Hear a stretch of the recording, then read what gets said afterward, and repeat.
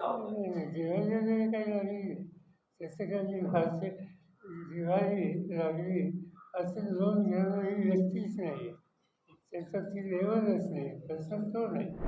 ती केव्हाही घरं खात्याकडं अधिक असण्याची शक्यता आकारता येईल. आणि त्यामुळे वस्तुस्थितीवरून हे वातावरण दुरुस्त करायला राज्यकर्त्यांनी प्रयत्नांची फार करतात. तातडीने केली पाहिजे हाच माझा आग्रह आहे. जी टीका केली गेली आहे, याआधी बघितलं तर लोकसभेमध्ये पंतप्रधानांनी भटकती आत्मा असा उल्लेख केला होता. त्यानंतर विधानसभा प्रचारामध्ये अमित शहांनी भ्रष्टाचाराची शिरोमणी असा उल्लेख केला होता. आताही तुमच्यावर टीका झालेली आहे. तर या ज्या टीका तुमच्यावर सतत होत आहे, तर महाराष्ट्रात तुम्ही टीकेच्या रडारवर आहात, तुम्ही प्रमुख व्यक्ती आहात म्हणून होते, आणि आता पवारांना ही टीका इतकी जिव्हारी का लागली जेव्हा या सतत टीका होतात? नाही, नाही, दिवाळी काही लागली तसं काही फारसे दिवाळी लागली असं लोन घेणं ही व्यक्तीच नाही.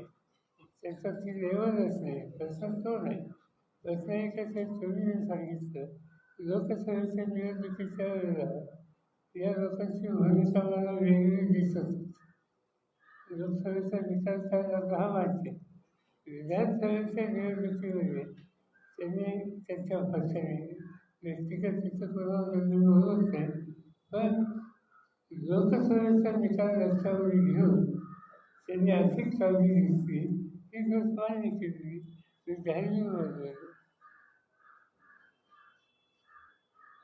सर, इंडिया अलायन्सला घेऊन आता ज्या सध्याची जी स्थिती आहे त्या स्थितीवरून सामनामधून रोज काहीतरी लिहिलं जात आहे. पुन्हा एकदा गरज आलेली आहे का की आपण मध्यस्थी करावी, आपण पुढे जावं? कारण ज्या पद्धतीनं दिल्लीमध्ये सुद्धा काँग्रेस आणि आप वेगवेगळे लढत आहेत, त्यावर राष्ट्रवादीचा काय स्टँड आहे? दोन गोष्टी आहेत की इंडिया आघाडीमध्ये ज्यावेळेला आम्ही सगळे एकत्र असतो त्यावेळेला आमच्या देश पातळीवरच्या ज्या संघटना आहेत, निवडणूक आहेत, त्याच्यामध्ये एकत्र येण्याच्या मुद्द्याचा विचार होता. राज्याच्या आणि विशेषतः त्या स्थानिक पातळीवरच्या लोकसेवा गव्हर्नमेंटचे पंचायत राज जे असतील या सगळ्या निवडणुकीमध्ये आपण एकत्रित काम करावं अशी चर्चा आमच्यात कधीही झालेली नाही. पण आता ज्या पद्धतीनं वृत्तपत्रांनी तिची नोंद घेतली, ही घेतल्याच्या नंतर कमीत कमी राष्ट्रीय पातळीवरच्या इश्यूच्यावर आपण एकत्र येण्याची जी भूमिका आहे त्याच्यात सातत्य ठेवण्याची आवश्यकता आहे. आणि तसा प्रयत्न माझ्याकडून या सगळ्यांना नियंत्रित करून केला जाईल. एक आणि नंबर 2, त्याच्या आधी महाराष्ट्रामध्ये राज्यापुरतशी इंडिया आघाडीचा संबंध नाही, पण राज्यापुरतशी येत्या 15 दिवसामध्ये काँग्रेस पक्षाचे अध्यक्ष, त्यांचे सहकारी, शिवसेनेचे नेते उद्धव ठाकरे, त्यांचे सहकारी जयंत चौपाटी आणि आम्ही एकत्र बसून या सगळ्या गोष्टींचा विचार करून इथं काही वेगळी भूमिका घेता येता एकत्रित त्याच्याबद्दलचा विचार करणार.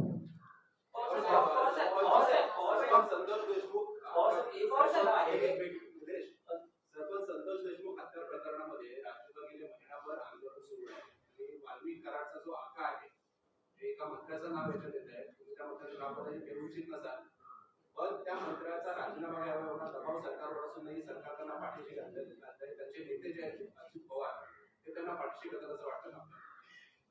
असं आहे की ते सवन हाताळाच तुमचं चिंता देणार.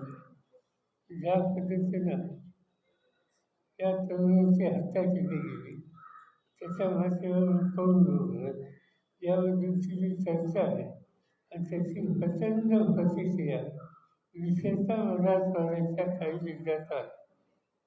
पहिल्यांदा त्या सुतुल्यांना वेतन लावूनही गेलो होतो, त्यांना वेतन लावूनही गेलो होतो, परभणीला वेतन लावूनही गेलो होतो. आणि तिथं लोकांच्या सर्वसामान्य लोकांच्या जी मी प्रतिक्रिया पाहिली ती अतिशय चिंताजनक आहे. तिथं एक प्रकारचा प्रचंड जीव असा सामाजिक तणाव हा तिथे जो तयार होईल हे स्वच्छ दिसत होतं. आणि त्यावर यातनं काहीतरी मार्ग काढला पाहिजे किंवा मी राज्याच्या प्रमुखांना मुख्यमंत्र्यांच्या कानावर सुद्धा घातली आणि इथं राजकारण न आणता लोकांच्यामध्ये समाजाच्या सगळ्या घटकांच्यामध्ये एक वाक्यता आणि विश्वस्तता ही कशी करता येईल याचा प्रयत्न करण्याची गरज आहे हे त्यांच्या निर्णय राहिलं. कोणी आता काय होतं दुसऱ्यानं काही ना काहीतरी लोक घडत आहे पण हे महाराष्ट्राला सोबत नाही. आम्हाला लोकांचा दृष्टिकोन सामंजस्य ज्ञान ठेवायला पैशांची पराकाष्ठा करणं इथं राजकारण अजिबात न आणणं ही आहे. और या संबंधित प्रश्न आहे की सगळे काही जण नेते वेगवेगळ्या पक्षाचे धनंजय मुंडे यांचं राजीनाम्याची किंवा मंत्रिमंडळाचं बाहेर जायची अपेक्षा करत आहेत. तुमचं व्यक्तिगत काय म्हणणं आहे? जोपर्यंत अजितदादांचं म्हणणं आहे की एव्हिडन्स सापडत नाही तोपर्यंत त्यांनी मंत्रिमंडळ राहायला काय हरकत आहे अशी भूमिका आहे. तुमची या संदर्भातली काय भूमिका? तसे माझी भूमिकापेक्षा याचा निकाल राज्याच्या प्रमुखांनी घेतला पाहिजे. सवय महाराष्ट्रात चर्चा काय तिची नोंद त्यांनी घेतली पाहिजे. याच्याबद्दल